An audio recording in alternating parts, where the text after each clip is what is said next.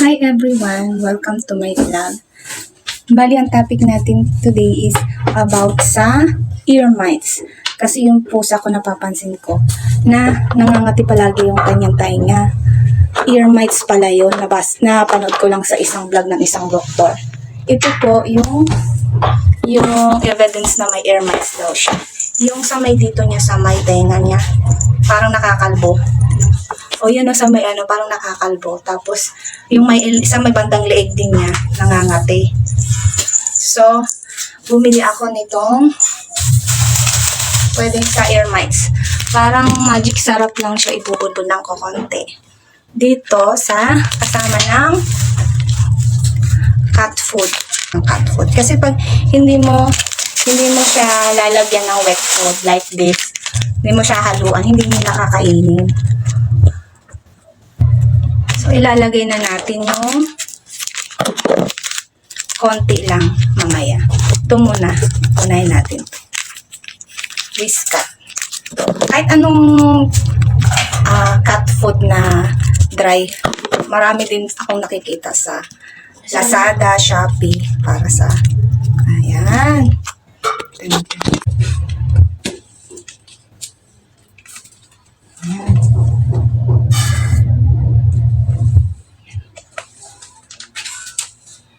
Simutin natin.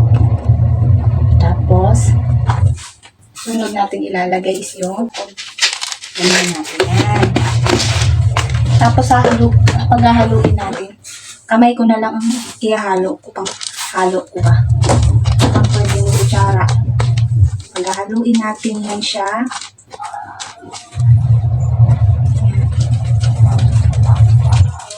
Malinis naman yung daliri ko, guys. Yan. Oh, yung pusa, nagre-react na. Mamaya namin! Oh, yun, umiyak na yung mingming ko na. Amoy niya na kasi yan. Konti lang, guys, ang nilagay ko. Ayan lang. Kasi nga, baka hindi kayo. Ayan na. Ayan na. Tingnan natin kung kakainin niya ba. Ayan na, guys. Ito na po siya. Kain na po siya, guys. Hindi ko pa nga siya tinatawag ng lagay na yan. O, tingnan natin kung uubusin niya. Actually, busog pa nga to ng lagay na to. Busog pa siya niyan.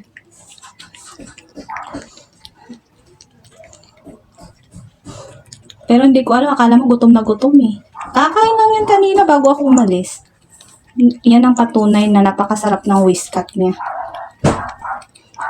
Paborito talaga nila yan. Kahit ano siguro na wet food, ang alam ko, ganyan sila kain na kain. Sarap na sarap. Yan ang gagawin para mawala yung kati-kati sa tenga. Yan, kita mo naman yung tenga niya, oh.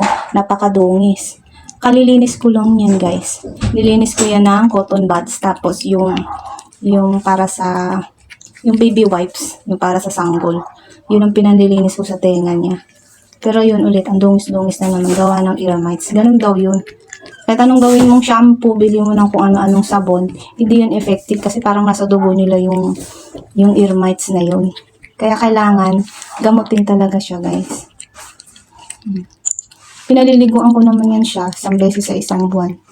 Hindi naman effective yun. Diba? Naubos na niya. Oh, ha? Sarap na sarap siya. Ito naman yung mga pinamili ko. Namili ako ng cat food para sa kanya. Tapos, guys, ito yung kanilang taihan yan, guys. Dito sila pumupupo.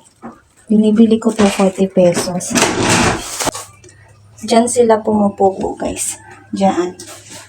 Lalagyan ko nito pag kasi kumukonti siya, damar na pinuhan. Diyan sila pumupupo. Kaya malinis ang pusa kasi meron silang pupuan.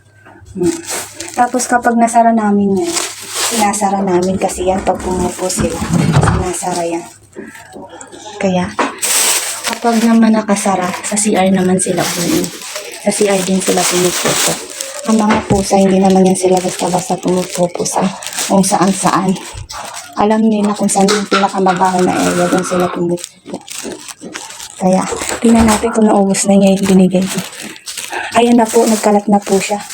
Sobrang simot niya, tumalsik na yung pag-update. Naubos niya po Naubos po yung kanyang cat food na may kasamang ivermectin. Simot sarap po, nalinis na po niya yung kalat niya kanina.